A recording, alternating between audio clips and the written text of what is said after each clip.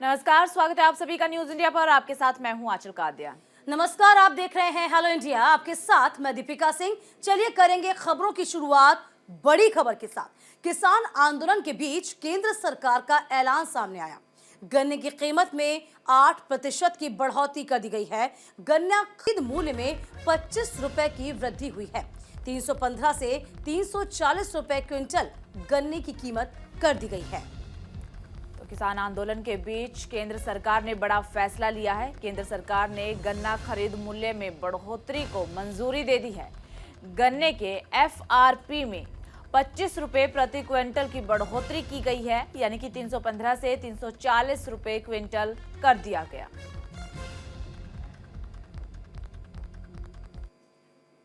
आज का पहला निर्णय भी जो सीसीए से संबंधित है, वो गन्ना सीजन, जो आगामी गन्ना सीजन है, उसके लिए जो मूल्य तय करने का निर्णय किया गया है।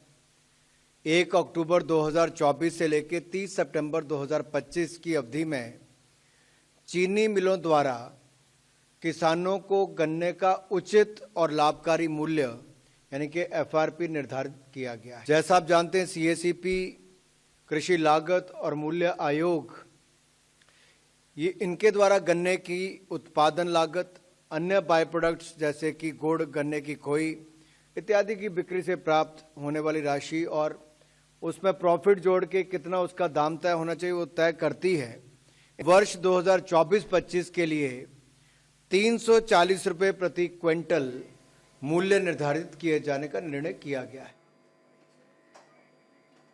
चलिए खबरों में आगे बढ़ते हैं। प्रधानमंत्री नरेंद्र मोदी आज गुजरात जाएंगे। अहमदाबाद के नरेंद्र मोदी स्टेडियम में अमूल फेडरेशन के कार्यक्रम में शामिल होंगे। यहां से दोपहर बाद मेहसाणा भी जाएंगे।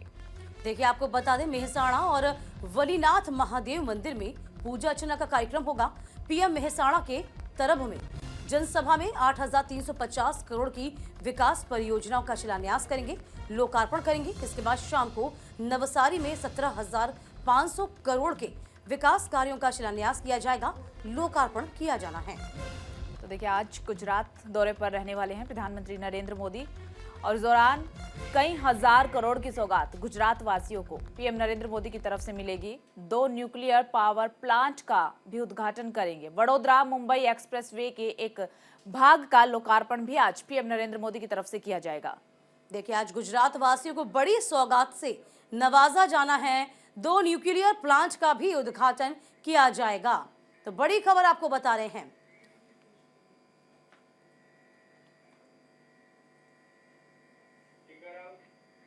चलिए ग्राफिक के जरिए आपको समझाते हैं आज का क्या कुछ कार्यक्रम रहने वाला है। सुबह 10:45 पर आपको बता दें कि अहमदाबाद पहुंच जाएंगे प्रधानमंत्री। गुजरात सहकारी दूध विपणन संघ यानी कि GCMMF के जो स्वर्ण जयंती समारोह है उसमें हिस्सा ले रहे हैं।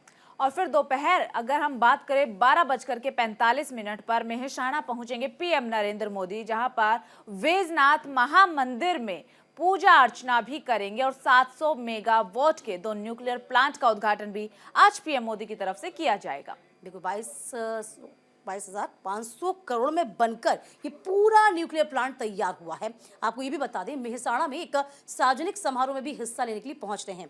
इसके अलावा हम तमाम परियोजनाओं का जिक्र कर रहे हैं जिनकी तकरीबन कीमत है 8,350 करोड़। इन परियोजनाओं की आधारशिला रखी जाएगी। इसके बाद प्रधानमंत्री मोदी नवसारी की ओर रवाना हो जाएंगे। और देखिए, बता दें कि परियोजनाओं की आधारशिला आज पीएम नरेंद्र मोदी की तरफ से रखी जाएगी। नवसारी में 17,500 करोड़ की परियोजना है जिनकी आधारशिला आज पीएम नरेंद्र मोदी रखेंगे। उसके बाद देर शाम वाराणसी के लिए फिर रवाना होंगे और उत्तर प्रदेश में 4 दिन पीएम नरेंद्र मोदी रहने वाले हैं। देखिए, आज का कार्यक्रम बेहद खास है। गुजरात वासियों को जहां सौगातों से नवाजा जाएगा, वहीं देखिए 2 न्यूक्लियर प्लांट जो हैं वह देश को मिलने जा रहे हैं।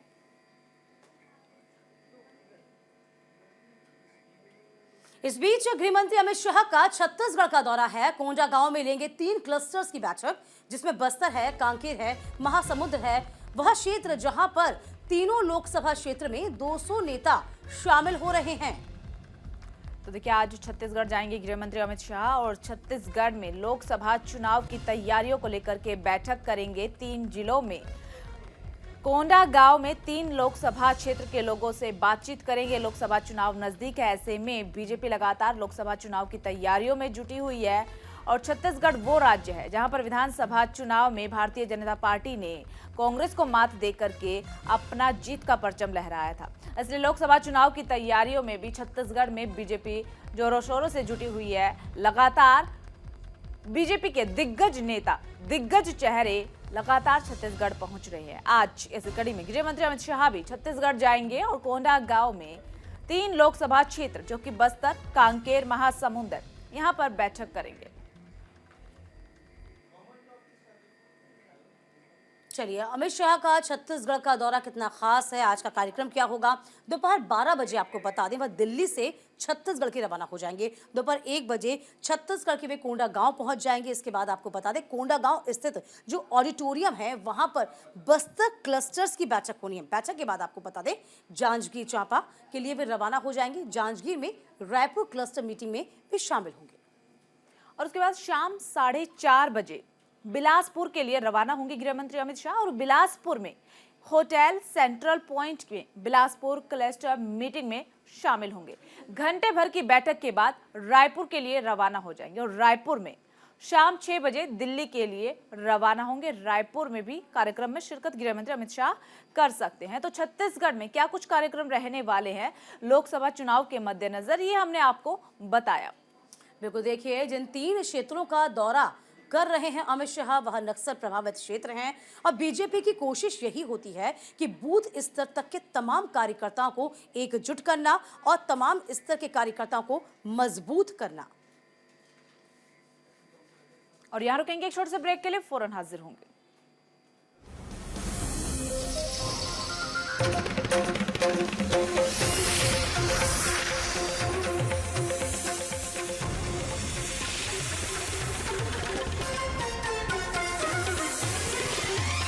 Welcome back. बढ़ेंगे खबरों में आगे। किसान आंदोलन का 10वां दिन है। अपनी मांगों पर अड़े हैं किसान। सरकार के साथ बैठकों का दौर लगातार जारी है।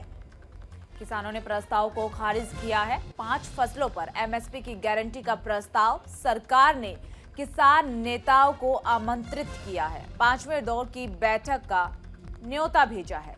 देखिए, बड़ी बात यह है कि 4 दौर की वार्ता विफल हुई है। इसके बाद कृषि मंत्री अर्जुन मुंडा लगातार अप्रोच कर रहे हैं, आमंत्रित कर रहे हैं तमाम किसानों को कि आइए, आकर बातचीत करिए और बातचीत से ही समाधान निकलेगा। लेकिन इस बीच जो तस्वीरें कल आई थी, वो तस्वीरें बहुत चौंकाने वाली थी कि परसों रात से किस तरीके से तमाम जो मशीनें लेकर, जिसमें हाइड्रा मशीन थी, पोकलैंड मशीन थी, वो तमाम मशीनों को लेकर किसान पहुंच गए थे शंभू बॉर्डर। हालांकि 1 इंच भी किसान अपनी जगह से हिल ना सके, लेकिन तैयारी यही थी उनकी कि वह किसी न किसी तरीके से बैरिकेड्स को तोड़कर दिल्ली की ओर कूच कर जाएं, लेकिन ऐसा हो ना सका। हालांकि अभी 2 दिन का ब्रेक लिया है किसानों ने, जिसमें आगे की रणनीति बनाई जाएगी।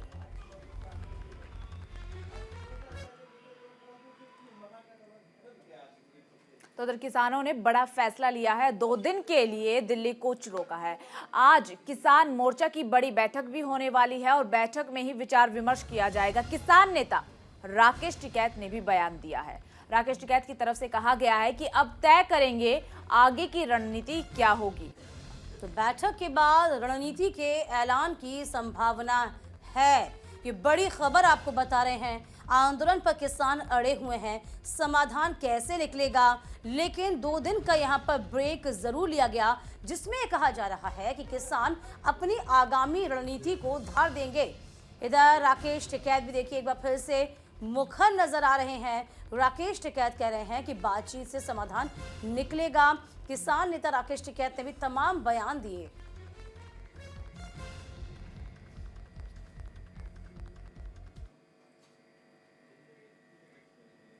तो हरियाणा से बड़ी खबर होगी, जहां 7 जिलों में बढ़ा है इंटरनेट बैन। 23 फरवरी तक इंटरनेट पर रोक लगा दी गई है। हरियाणा के 7 जिलों में मोबाइल इंटरनेट पर पाबंदी है। 23 फरवरी तक इंटरनेट बंद करने की तारीख को बढ़ाया गया है। तो देखिए, अंबाला, कुरुक्षेत्र, कैथल, जींद, हिसार, फतेहाबाद और सिरसा में मोबाइल इंटरनेट बंद कर दिए गए। इतना ही नहीं बल्कि आपको बता दें कि ब्लॉक मैसेजेस जो होते हैं उन पर भी पाबंदी लगा दी गई है। आप सिर्फ फोन कॉल्स कर सकते हैं। 7 जिलों में लगातार जो इंटरनेट की पाबंदी है वो बढ़ाई जा रही है। पहले 16 तारीख थी, उसके बाद 19 की और अब 23 फरवरी तक बढ़ा दिया गया है। लगातार जिस तरीके से किसान आंदोलन 2.0 बढ़ता जा रहा है, शंभू बॉर्डर पर हालात जिस तरीके से खराब होते नजर आते हैं कि एक तरफ तो किसान हैं जो दिल्ली कूच के लिए तमाम तरह की तैयारी कर रहे हैं, बड़ी बड़ी मशीनें लेकर पहुंच रहे हैं, और दूसरी तरफ हमारे देश के जवान किसानों को रोकने के लिए खड़े हैं। तो ऐसे में हरियाणा के 7 जिलों में इंटरनेट बैन कर दिया गया है।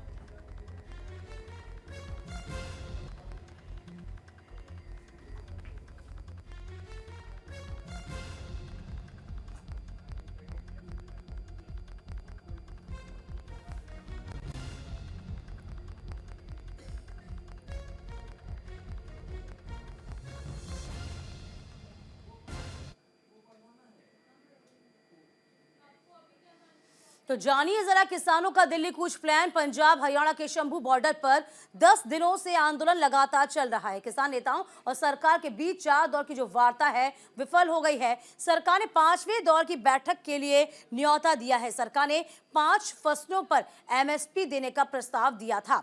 किसानों ने सरकार के प्रस्ताव को हालांकि खारिज कर दिया। इसके बाद किसान 23 फसलों पर एमएसपी की मांग लगातार कर रहे हैं। किसानों ने दिल्ली कूच करने का ऐलान लगातार किया हुआ है।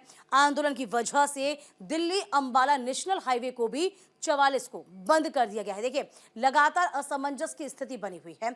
वार्ताओं का जो दौर है वो लगातार विफल हो रहा है। 4 दौर की वार्ता हो चुकी है और मंत्री जो कृषि मंत्री हैं अर्जुन मुंडा का ये कहना है कि बातचीत से ही समाधान निकलेगा और आप 5वें दौर की वार्ता के लिए आइए। हालांकि इस बीच आपको बता दें, बड़ी अपडेट दे दें, 2 दिन के लिए किसानों ने ब्रेक ले लिया है। आगे की रणनीति इस बीच तैयार की जा रही है। किस तमाम नई रणनीति के तहत आगे बढ़ा जाए या फिर सरकार को प्रेशराइज किया जाए, मजबूर किया जाए कि एमएसपी को लेकर जो उनकी प्रमुख मांग है वह मान ली जाए। हालांकि सरकार ने पहले कहा था, आपको बता दें कि साफ तौर पर देखिए, पहली बैठक हुई थी 8 फरवरी को, पहली बैठक की बात कर रहे हैं। 12 फरवरी को दूसरी बैठक हुई, 15 फरवरी को तीसरी बैठक की गई है, 19 फरवरी को चौथी बैठक आयोजित हुई। 5वीं बैठक के लिए लगातार आमंत्रित किया जा रहा है, लेकिन किसान जो है मानने की तैयार नहीं है। किसानों का कहना है कि आप वार्ता करिए, लेकिन कम से कम उस वार्ता का कुछ समाधान निकलना चाहिए, उस वार्ता से कुछ निकल के सामने आना चाहिए। ऐसा अभी तक हो नहीं पा रहा। किसानों की मांग लगातार बढ़ती जा रही है। एमएसपी की गारंटी वो लगातार कह रहे हैं, क्योंकि सरकार ने कहा कि 5 फसलों पर आपको एमएसपी की गारंटी दे दी जाएगी, लेकिन किसानों का कहना है कि एमएसपी पे 5 फसलों पर नहीं बल्कि 23 फसलों पर आप गारंटी दीजिए। तो यही एक प्रमुख वजह भी है जिस पर सहमति बनती नजर नहीं आ रही है।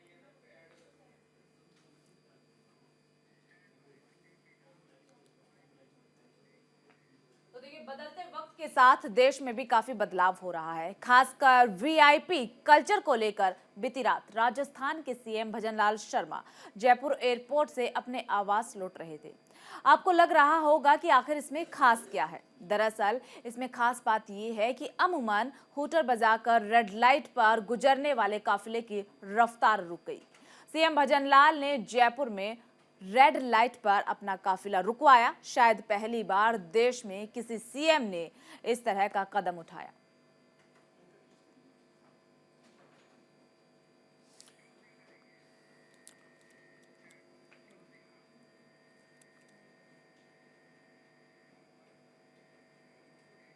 चलिए, इसी के साथ इस बुलेटिन में अभी के लिए बस इतना ही। वक्त छोटे से ब्रेक का हुआ है, फौरन लौटेंगे हम, कहीं मत जाइएगा।